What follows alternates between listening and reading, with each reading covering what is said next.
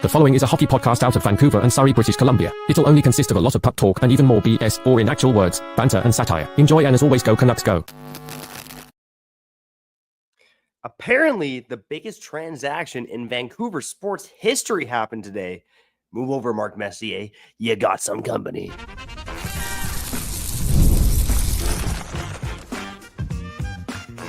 You're Locked On Canucks, your daily podcast on the Vancouver Canucks, part of the Locked On Podcast Network, your team every day. Hey, welcome to another episode of Locked On Canucks. My name is Trevor Beggs, co-host of Locked On Canucks, and also a Canucks writer with Daily Hive, Vancouver. Before we dive into the show, we got to thank you for tuning into Locked On Canucks, because it is your Canucks every damn day, 365 years. 365 years, we'll see how long that lasts. 365 days of the year.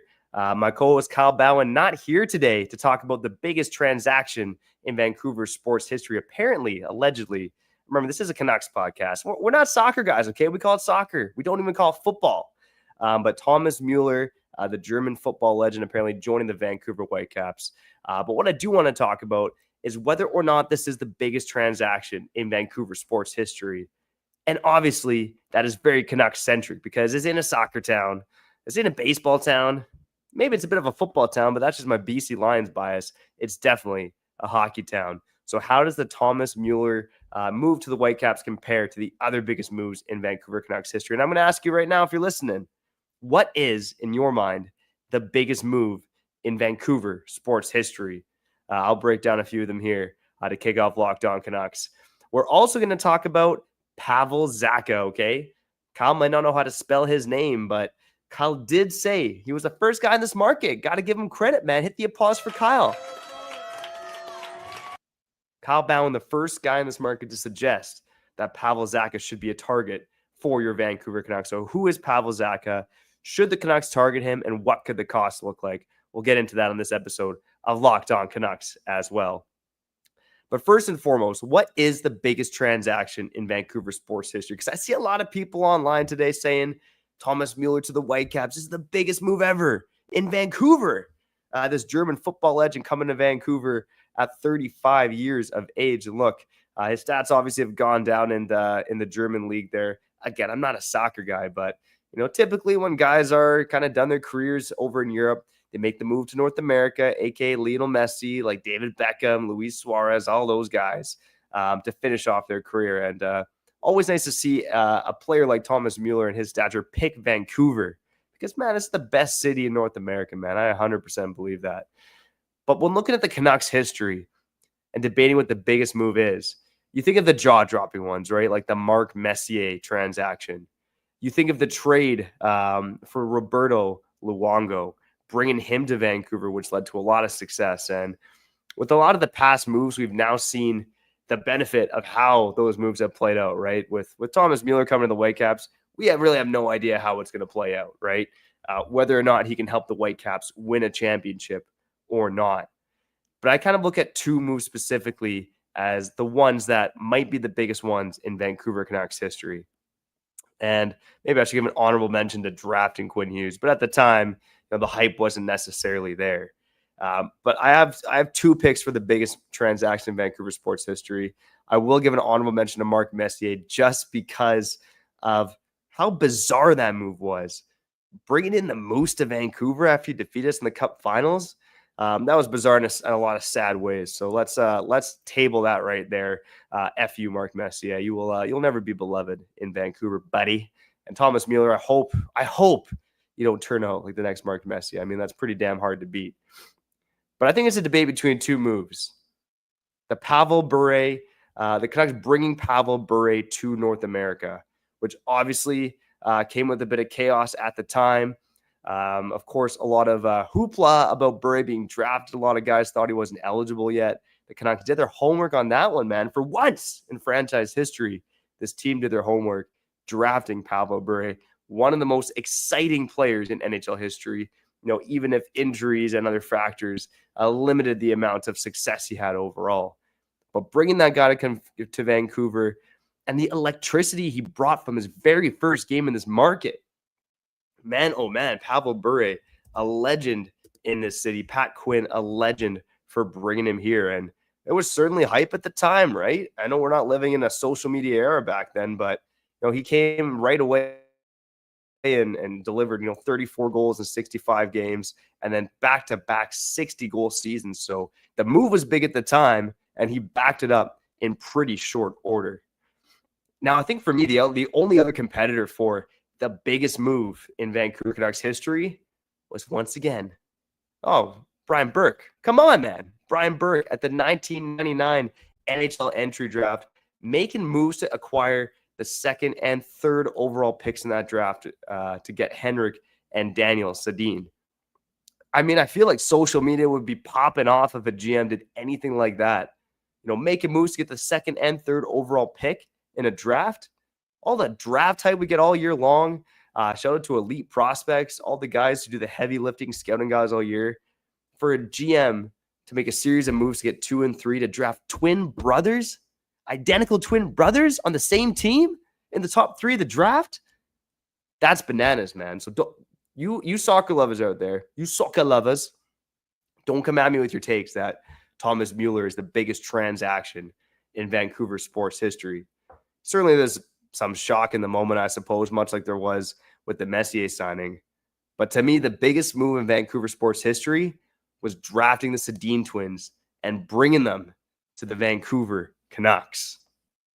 And look at how that played out for this team, right? And not the quick hot start like Pavel Bure brought when he was a rookie. It did take the Sedin some time, but they just became absolute legends, of course, ending up in the Hall of Fame.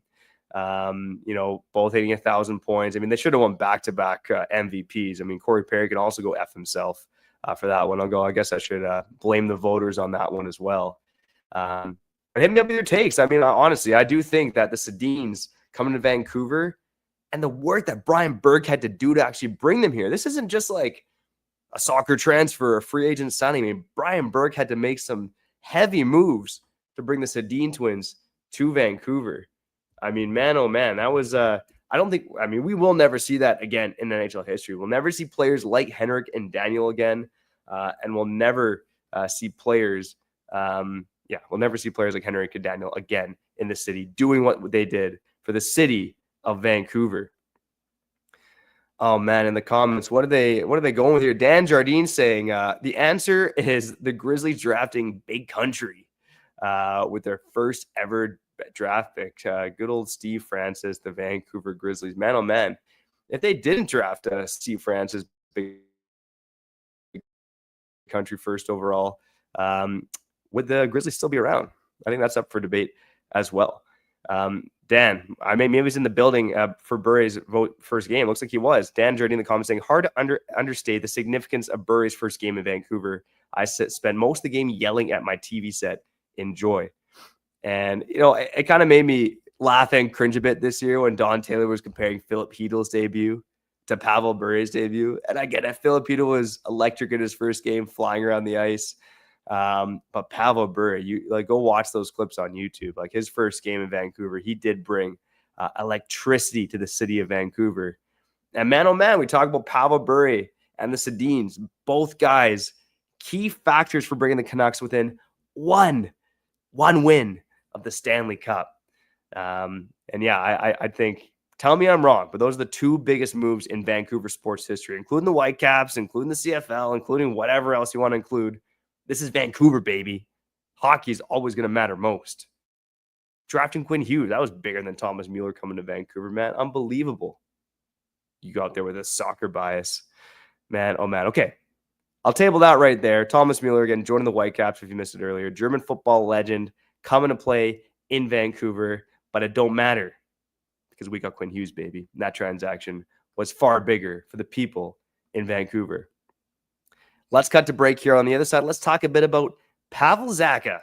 The Canucks have loved this guy in the past. Do they still love him enough to acquire him on the trade market? That's coming up next here on Locked On Canucks. All right, before we get back to it, shout out to our friends over at Monarch Money. And Monarch Money, man, oh man, they've just made my life better, okay? All right? managing my money before, maybe a bit of a struggle, even for a guy like myself. But with Monarch Money, they stepped up to the plate and they've helped me get my finances on track and get my finances with my wife on track as well. Monarch Money, they're more than just a budgeting app. It's a complete financial command center. You can track all your accounts, investments, and spending in one place.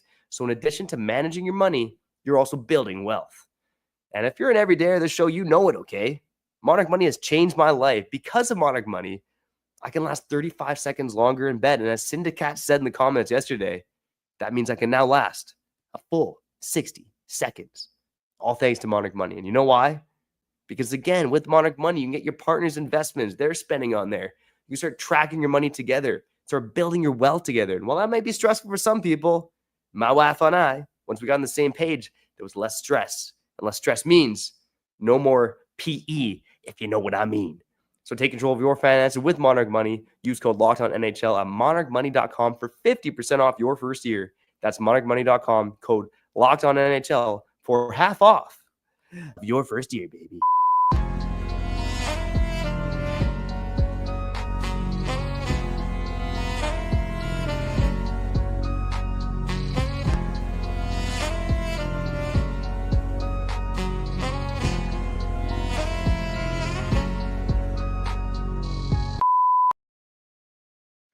All right, we're back here on Locked On Canucks. Your Canucks every day.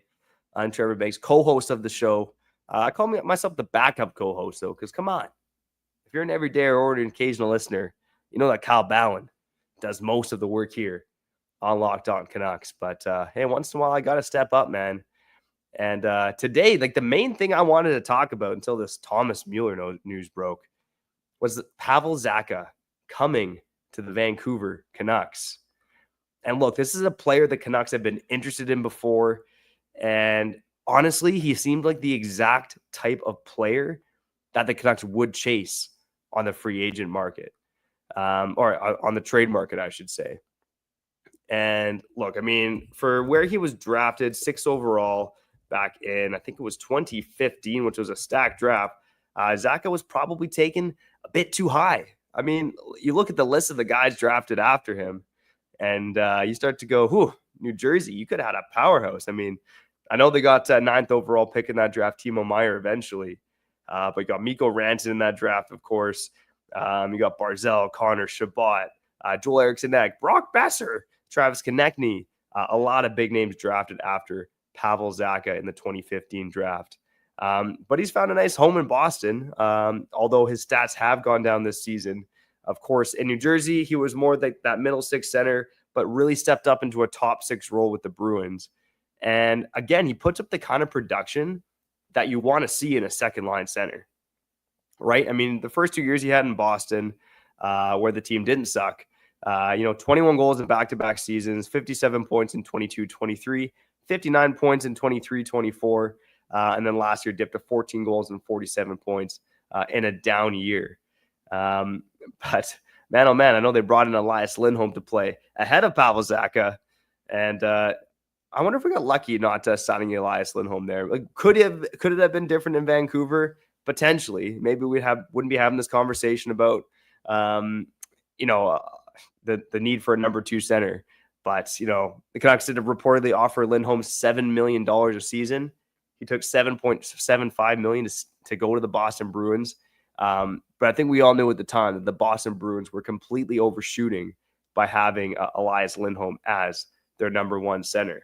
And Pavel Zacha honestly kind of stepped up into that role a bit better than Elias Lindholm later in the season. Of course, a bit younger as well. So Pavel Zacha, again, you think about him potentially coming to the Canucks as well. And, right now the center depth is incredibly thin. If Pavel Zacha comes to Vancouver, one guy I think there's been hesitation to move on from is Teddy Blueger. I know he's just a 4th line center, but he was also a top penalty killer on one of the top penalty killing teams in the NHL. And that is likely a guy that you have to move out if you're going to bring a guy like Pavel Zacha to the Vancouver Canucks. And I think you could feel comfortable doing so. Of course, Zacha over Blueger is a huge upgrade. But again, Zacha brings a lot to the table. He can help kill penalties as well. Comes in a relatively low cap. He's 2 years left of the contract, paying him $4.75 schmil a season. I think the big thing here is, do the Boston Bruins legitimately think that they can compete next year after what was really one of the worst seasons in the NHL last year, right? I think they fell to 4th worst in the overall standings. Just mastered the tank job, man. We talked about it back in the spring. It's like when the Vancouver Canucks probably should have sold assets and tanked, here with the Boston Bruins still schooling the Canucks 13 years later. And I don't think that's a take a lot of people liked, but it's just the truth, man. You don't want to be stuck in the mushy middle. And here the Canucks are, smack dab in the mushy middle of the NHL, drafting 15th overall. And here are the Boston Bruins, man, tanking. They were almost at the same amount of points as the Canucks right around the trade deadline, too. They absolutely mastered the tank late on in the season to get that high draft pick. And man, oh man, you do wonder about them heading into next season, and could they be competitive? Because if they believe they can be competitive, I don't see why you trade Pavel Zacha. But I think realistically, if you're the Boston Bruins and you're looking at this team overall, I know they re-signed Morgan Geekie in the offseason, and, of course, you got David Pastrnak, one of the best damn players in the NHL, still on that team. But a lot of other questionable signings in free agency too, right? I mean, sure, they bring in Victor Arvidsson on the cheap, but this is a guy who was healthy scratch in the playoffs. Tanner Jeannot, he comes in on a massive contract. That was very Boston Bruin-esque. Sean Corrali. It's just an underwhelming offseason for the Boston Bruins. And look, they got a couple of good players, but they are really, I think it's evident now that the window's closed for them, right? And that's not a bold take at all. So if you're the Boston Bruins, I really do think you got to consider selling and moving on from Pavel Zacha. And in terms of what the return could be, what's interesting about Boston is that they would probably take some futures, right? They would take some futures because the window's closed. The window's closed, Boston. That feels good to say. The window's shut. Man, oh man, I hope the windows doesn't shut on the Vancouver Canucks just with a little bit of karma there. But we all know the Boston Bruins have caused enough pain in this market overall. But Pavel Zacha, again, just incredibly consistent over his last 3 seasons in Boston. He is really, I've been a little lower on the player, but just after watching some tape on him, seeing the versatility that he brings to the table, he's also a bigger guy as well at 6'3", 205. This is a player that I think would make a lot of sense for the Vancouver Canucks. And it's, there's a reason why they've shown interest in him before. Now, for some of the flaws in this game, again, for a bigger guy, he really doesn't hit all that much. Again, 6'3", 205, but 63 hits in 82 games last season. That's a little suboptimal. His scoring really did drop back down to earth. He scored a first-line rate in his first 2 seasons in Boston, kind of back down his career average around a low-end second-line rate, let's call it, last season. Again, things were not going well in Boston, but Pavel Zacha wasn't necessarily doing a lot to help the team out in that regard either. But, aside from that, really, it was his shooting percentage dropped last season as well. That was part of his decline. But man, oh man, I mean, he still averaged 19 minutes a game, surpassing Elias Lindholm, who, again, started the season in the first-line center role and lost it to Pavel Zacha. Now, this is a player in Boston that the Bruins are going to want a first plus for, right? And I'm going to ask this now. If you're a Canucks fan, are you willing to pay a first-round pick plus another asset for Pavel Zacha? Because right now, the Bruins are going to view him as a number 1 center. Again, you look at their lineup, and it's Elias Lindholm, it's Pavel Zacha, and it's Morgan Geekie, right? Other centers that were there last year, I mean, John Beecher's a 4th liner. Charlie Coyle's no longer there. Marcus Delek's another 4th liner. Casey Middlestat played a little bit of center for them too, but Lindholm, Zacha, Geekie, and Middlestat. Those are really the 4 guys you look for as center. Again, Pavel Zacha, he outproduced all of them. He's taking more faceoffs than all of them as well, except for Elias Lindholm. He led them all in ice time. This is a guy that the Bruins are going to want some assets for. And let's ask that question before we cut to break. Would you trade a first plus for Pavel Zacha? Let's get to your comments and answers. And of course, I'll give my take on the other side here on Locked On Canucks.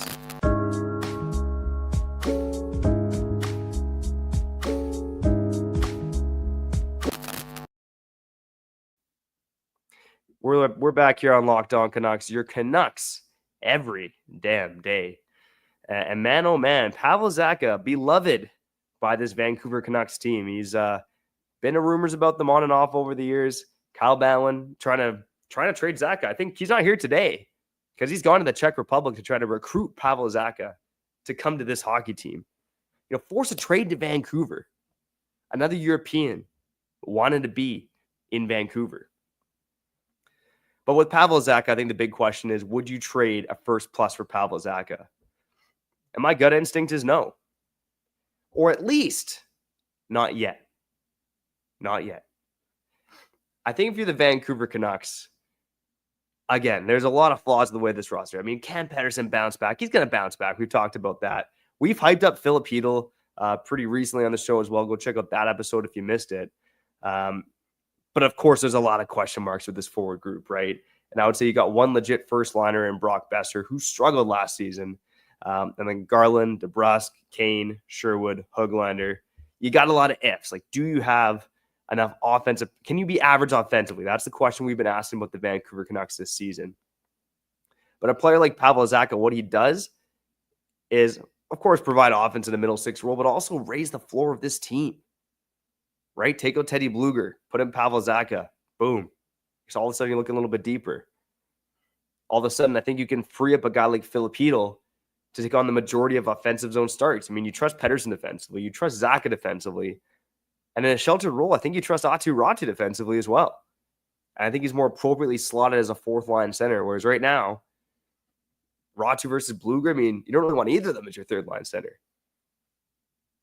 But is the price going to be right for Pavel Zacha? And let's ask the commenters, man, because we of course, we got some trade proposals here from the insider, not just a commenter, here on Locked On Canucks. Mother Knucker. By the way, I heard Mother Knucker share the episode with his mom. And you know what we always say? If you like what we're doing, share the episode with a friend, okay? And I heard the reports, Mother Knucker, that Kyle Bowen, the star of the show, I know that. Often people say, I got a face for radio. For me, it might be the opposite, man. I think I got a face for TV, but that's what all I got going for me. But I appreciate you still for tuning in here on Locked On Canucks. Okay, Mother Knucker saying, trade Teddy Bluger, Nils Höglander, and a second for Pavel Zacha. I mean, I would do it. But the Boston Bruins aren't doing it. I can almost guarantee you that. And that's, again, like, what are you willing to pay for Pavel Zacha? And that 2026 first is a valuable, valuable asset. Even the 2027 first, right now, not knowing what the Canucks are going to do next season, not knowing Quinn contract status, not knowing Thatcher Demko's health, not knowing whether Elias Pettersson is going to bounce back, I think trading any first-round pick if you're the Vancouver Canucks right now, unless it is for a surefire, probably even younger than Pavel Zacha, top six forward. Top line for him. I mean, you guys set the bar high right now. We're talking about first-round picks. It's a valuable commodity. Right now, I'd have a lot of hesitancy about trading a 2026 first. And of course, you can put protections on it, right? But then you're diminishing the value of the trade overall.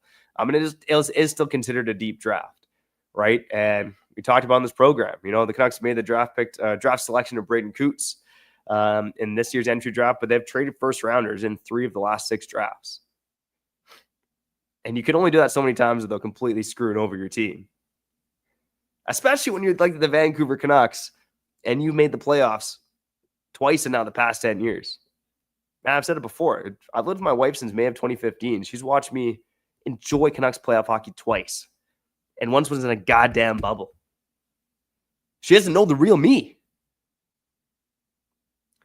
So, yeah, I'm a little bit hesitant about trading it first for a guy like Pavel Zacha. I mean, look, good player, solid player, great defensive floor, blah, blah, blah. He can kill some penalties, versatile, good contract. He also has a career high of 59 points and had 47 points and 14 goals last season. If you're going to trade a first plus for a guy, I don't think it's for Pavel Zacha. I think if you're the Canucks, you do got to be patient. Unless the right deal comes along, unless you can rip off a team, Tyrese Halliburton style. Shout out to the NBA just for a minute. Unless you can rip off a team or make a bold bet on some of the other guys we discussed, like a younger guy, like a Mason McTavish. We've mentioned guys like Newhook, Doc, who would cost less than a first plus. Alex Laferriere, Alexis Lafreniere. Unless you're making a bet on a younger guy like that, you can't trade a first plus for a guy like Pavel Zacha. You can't do it. Patrick Delvine, I'm talking to you. You can't do it. That's way too much risk for this team to take on, not knowing how good they're going to be next season. Now, if the Canucks, and on this note, get to a couple comments before we wrap up. Now, if the Canucks get off to a good start next season, Thatcher Demko's looking like his old self. Quinn Hughes just being the best damn defenseman on the planet. Elias Pettersson looking like he's bouncing back. Phil Petel's healthy and producing. If you get some of those things working out and the Canucks get off to a hot start, I'm certainly more willing to pay a first plus. Like, you can't be attached to guys like Lekkerimäki and Willander necessarily. I'm a little more attached to Willander than Lekkerimäki, but you got to be at least open to trading those guys to get the right guy in the door. I'll lay it out right now. I don't know if I would trade Willander in a second for Pavel Zacha. Lekkerimäki in a first to me feels very steep as well. Again, don't overpay for Pavel Zacha is my answer. I like the player, but you can't overpay. Let's see what the commenters are saying here on Locked On Canucks.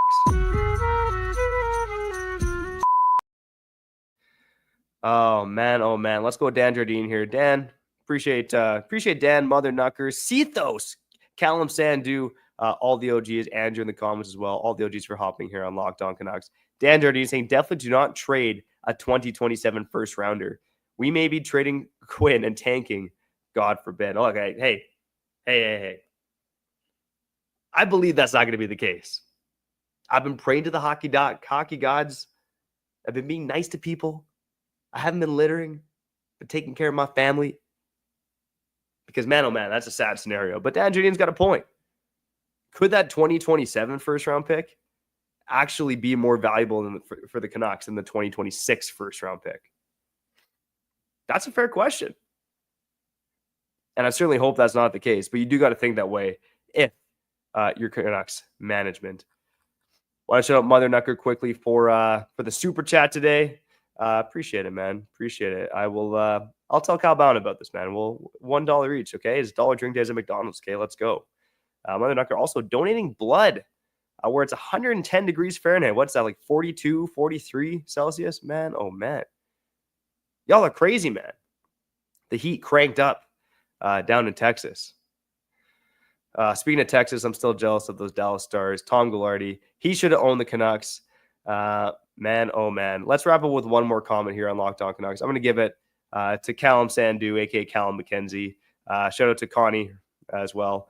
I'll be just fine going after Zacha than completely clearing out our cupboards for McTavish. Okay, we talked about that a bit this week, right? The package for Mason McTavish. Like, I look at the Brandon Hagel situation where it was 2 first-round picks. If it's Mason McTavish, I mean, look, I guess trading Lekkerimäki, Willander, and a first, like any combination of 2 of those guys is 2 first-round picks. I would probably rather, depending on what clear the cupboards looks like, I'd probably rather clear the cupboards for Mason McTavish than trade a first plus for Pavel Zacha. Because if you're the Canucks, you got to swing big on upside. Mason McTavish does have that JT Miller-like breakout potential, that Brandon Hagel-like breakout potential. Pavel Zacha does not. And if I'm Patrick Delvine or I'm advocating for him to make moves, I'm advocating for him to take the home run swing. Not pay major assets for a guy who is a good, sturdy second-line center. And Mason McTavish is that right now.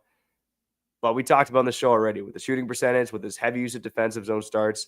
There's a path for Mason McTavish to be, an elite number 1 center in the NHL. I don't know if he'll get there, but there's at least a path for him to do that. So I vote take a home run on Mason McTavish rather than pay less, but still a steep price for Pavel Zacha. Man, oh man. Okay, let's wrap up here on Locked On Canucks. Each and every one of you listening, we appreciate the hell out of you for tuning in to Locked On Canucks. That includes Kyle and myself. Hey, as Mother Knucker saying in the comments, man, Kyle wearing the C, I'm wearing the A. And that's okay, man. That's okay. Because teamwork, man, I don't need to wear the C. It's all good. I'll leave that with Kyle Bowen. If you like what we're doing, do what Mother Knucker did. Share the podcast with your mom or your auntie and uncle, your cha-cha and chachi. Okay, I learned that this weekend. Go share it with a friend. On YouTube, you can like and subscribe. It does help us out a lot. On the podcast side, go follow us. And if you so care, leave a 5-star review. It helps us out a lot. One love to all you listening, and we'll be back tomorrow because this is Locked On Canucks, your Canucks every damn day.